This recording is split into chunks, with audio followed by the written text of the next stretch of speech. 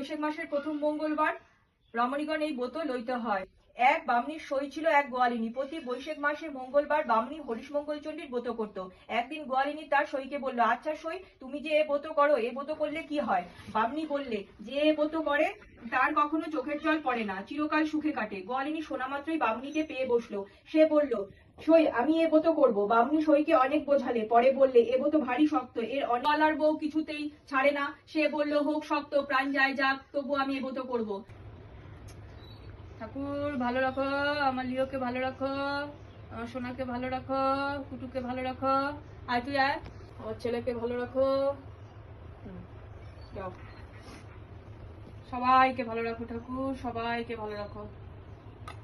জয় মা মঙ্গল চণ্ডী, জয় মা।